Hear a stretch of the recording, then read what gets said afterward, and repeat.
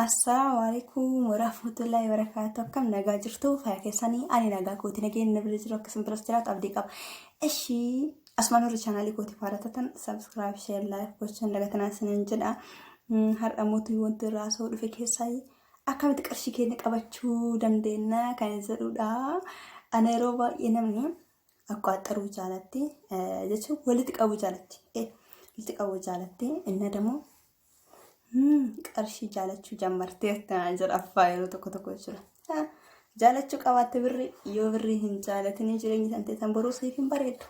Kana osoo jedhu mootii birri barbaacha biyyarraa kaanee dhufnee biyya gandaa keessa gaafa seenne waan maraa dagannee oolnaalee wardofneetiin wanta nu barbaachisne maratti an ibaluuf fakkaachuu qabaadha wanta jedhamutti birrii kenna daameeji sagoonee waan mara keenya dhabnee qaama keenyas dhabnee birrii keenyas dhabnee booddeen eessaa gara biyya keenya. Kanaafuu iyyuu nama akkasii yoo ta'u hin barbaadin viidiyoon kun si fayyada hanga dhumaa dhageeffachuu hin dagatanii sin jedha. Kanaafuu inni tokkoffaan waan xiqqoo irraa qabachuu haa jammarru. Namni yeroo baay'ee jechuudha ana mindaa kan koo kan ji'a dhufaatiin jira kan ji'a kanaatirraa Bakka waan kanaan godhaa wantuma si barbaachisne bar'achi waan si barbaachisu ta'e raawwadhu rakkoon qabu garuu wantuma si barbaachisnetti goddanyaan tanteellee yoo kan akka xiqqoo hin qabattu bar jechuudha mindaa kan kee kan jedhu dhufaa jira mindaan kan koo kan jedhu dhufaa waan jiruuf tana kalaas yeroo kanaan godhus rakkoon qabu barii osoo san keette walirra siif buuti yookaan immoo waan tokko siif raawwachuu dandeetti jechuudha. Yoo ati mootii xiqqoo tana jalaa balleessite isiisuun gaafa dhufte balleessuun kan keellee hin oolu jechuudha. Kana kan gootu wantuma hin taane wantuma siif fayyadne jechuudha. Wantuma burufaa wantuma baqqaan warra baane ni beektaa hojii waan itti gootu jechuudha. Kanaafuu yoo jireenya biyya gandaa keessa jettanii waan akkana kanarraa baay'ee of qoxxabaasanii jedha. Ijoollee keessanii faadhaaf abbaa gaarii ta'uuf yaada kana dhaabichaa osoo hin taane kan boruu haa jirannu sin jechuu barbaada.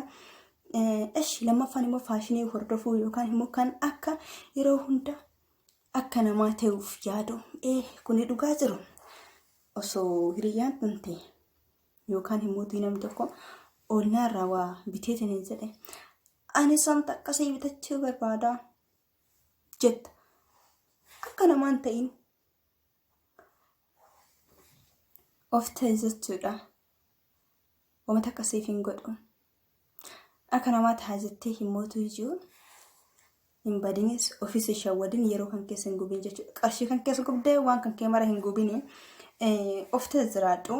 Kanaafuyyuu faashinii hin hordofin jechuu barbaadetti faashinii hordofuun baay'ee tokko nama kasaarsa. Faashinii hordofu kuni dhufe qamisiin akkasii dhufe goddanyochee gizuu bitii kana godhii sin jedhanii walnarra gamoota gadhiisan mata akkamitti bareedaa jettee itti fiiddatis gaafsan kun isee hin ta'u wanti martuu cinaa ofirraachi qabe hin darba garuu jireenya kan kee kana as keessa osoo jirtu sun tane kan biyya keessa jirtu bareechifatuuf qarshii kan kee qabachuu qabaattas jechuu barbaada. Inni sadaffaan of ta'ee jiraadhu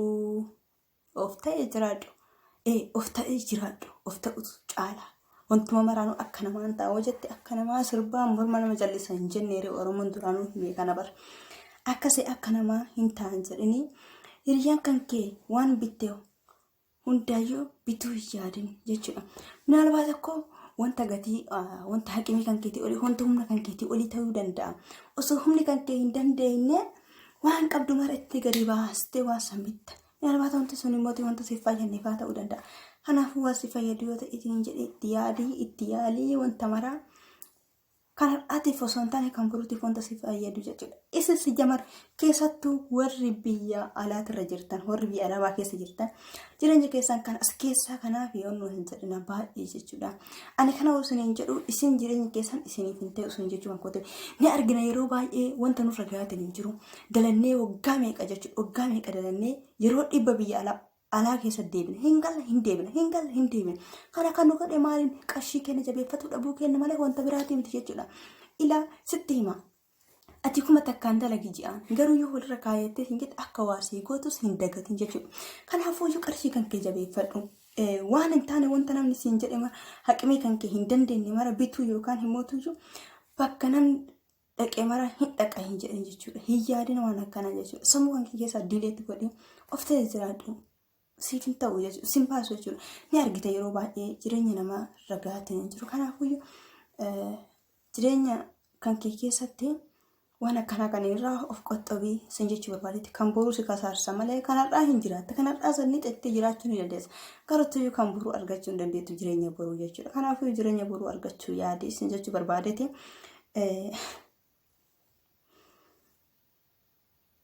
inni arfaffaan of bareechisuu yookaan himootuyyuu of miidhagsuu mana keenya keessatti barachuu haa barannu. Of miidhagsuu mana keenya keessatti haa barannu. Wanti baay'een ni jira. Ati osoo mataa hanqee cadaa gootee hojjetachuu dandeettu. Ani yeroo mara achi deemee hojjetadhu malee naaf hin bareedu mataa hanqee. Atis harka akka namaa sanii qabdaa bar dalagachuu hin dandeetta mataa hanqee waa feete gootee akka feetetti istaayilii feeteen barachuu qabaatte yoo hin beeknes jechuudha. Kanaafuu wacii sirraa hir'isa malee uummata akkasiif hin godhu jechuudha.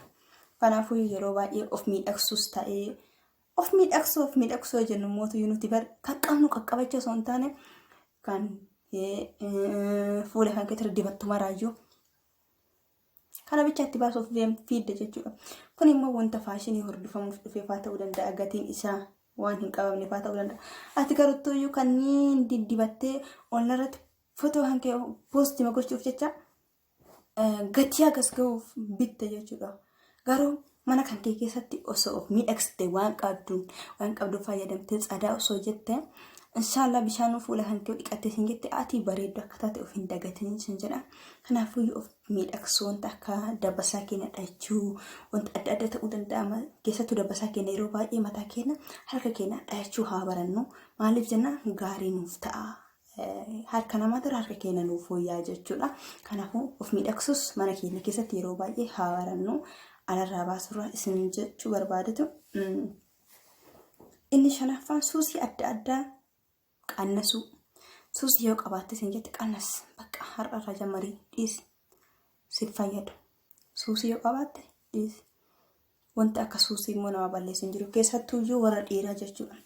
Keessattuuyyuu warra dhiiraa baay'ee wanti akka suusii sin barreessu hin jiru. Qumaarii adda addaa taphachuu ta'uu danda'a. Qumaarii adda addaa taphachuu ta'uu danda'a. Bakka wanti kunniin himootuyyuu